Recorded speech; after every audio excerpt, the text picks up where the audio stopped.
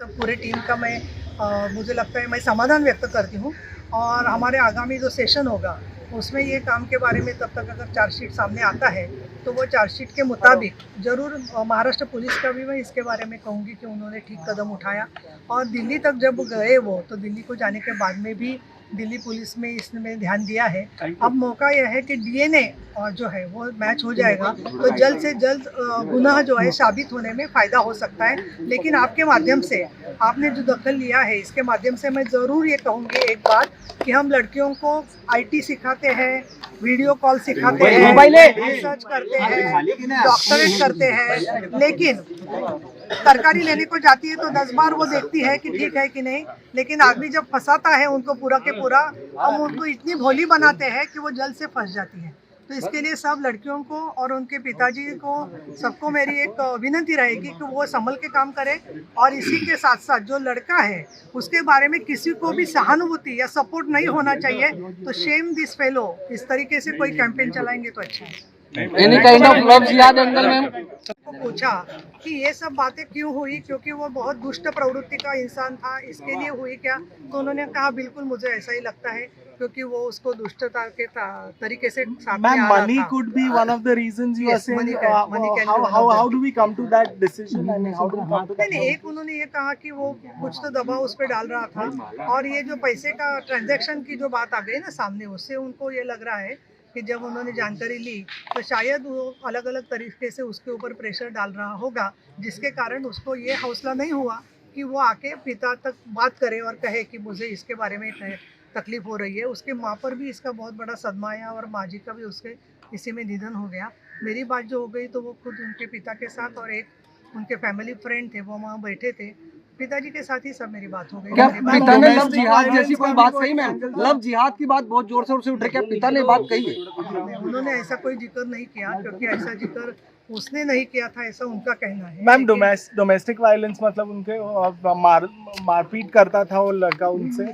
नहीं, वो ऐसी बात हुई नहीं, लेकिन एक बात है कि वो बहुत प्रेशर में थी, ऐसा उनको जरूर लग रहा है। अब वो प्रेशर पैसे का है कि वो प्रेशर मारपीट का है, वो ये भी कर रहा था ना, वो शराब वगैरह भी पी रहा था, भरपूर ड्रग्स भी ले रहा था, तो इसके लिए ये कारण भी उसकी हिंसा का हो सकता है। मैम, क्योंकि वो दिल्ली में थे, पुलिस के साथ थे, जांच उनको पता है क्या चल रही है, तो क्या जो ये आरोपी है आफ्ताब, वो श्रद्धा के साथ रहकर भी उसको धोखा दे रहा था?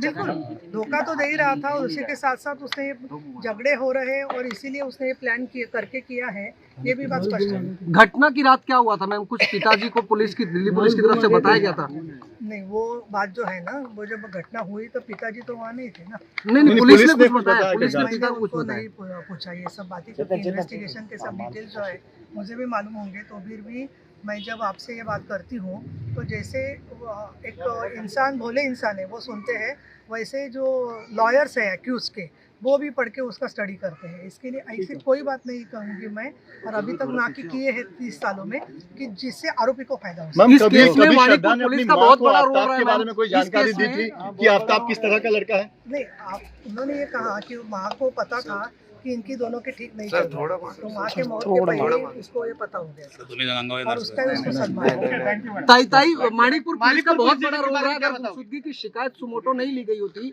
तो शायद इतना बड़ा केस क्रैक भी नहीं होता। माणिकपूर पोलिसांनी त्याची दखल घेतली। हिंदी ताई काय तुम्ही काय मैम आप बोलिए, आप मराठी कळत नाही का तुम्ही? चैनल हिंदी है। चैनल पर नहीं, माणिकपुर की पुलिस जो है वो पहुंच गई और उन्होंने जिस क्रूर तरीके से, बहुत ही क्रूर तरीके से ये जो साजिश करके उसको टुकड़े टुकड़े करके मारने का जो किया है, कुकर्म किया है, उसका मैं निषेध करती हूँ। विधान परिषद महाराष्ट्र की उपसभापति होने के हैसियत से और उसी के साथ साथ शिवसेना के उपनेता होने के हैसियत से मैंने इसमें ध्यान दिया है। मैंने उसके पिताजी के साथ में बहुत कुछ समझने की कोशिश की, उनके से मालूमात करा ली और ये भी बात स्पष्ट है कि उनका ये कहना है कि उनको ये चाहते हैं। अरे मोबाईल फोन बंद करून तरी गाईड घ्या, असं काय करतात? सॉरी।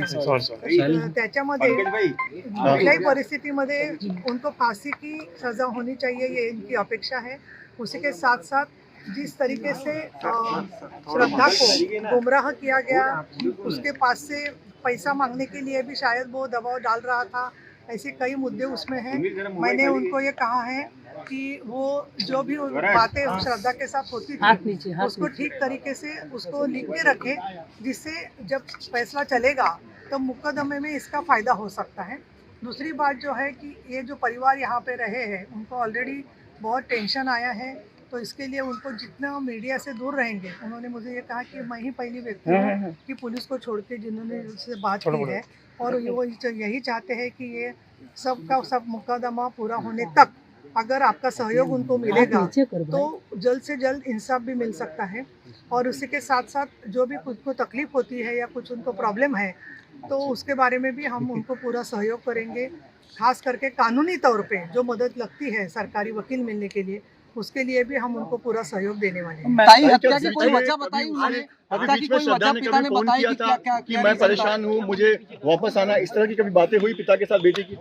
नहीं, उसने ये कहा था कि उसका वो ये चाह रही थी कि कभी कभी झगड़े हो रहे थे लेकिन उन्होंने ये कहा कि जब मैंने उसको समझाया तो वो इतनी तैयार नहीं थी आने के लिए, और ये एक मुश्किल हो गया। दूसरी बात ऐसी है कि जब बर्थडे के लिए उन्होंने विश किया था तब भी ऐसी कोई उसकी कंप्लेंट नहीं थी कि मुझे तकलीफ हो रही है इस तरीके से। शायद उसका बहुत विश्वास था उस पर, और इसके लिए उन्होंने पिताजी को इसके बारे में सूचित नहीं किया था। हत्या की कोई वजह पिता को बताया त्यांच्या वडिलांनी काय? It's great to see you here. Thank you for watching our work. If you haven't subscribed yet, don't forget to click the bell icon and subscribe to Mojo Story and support independent, robust journalism.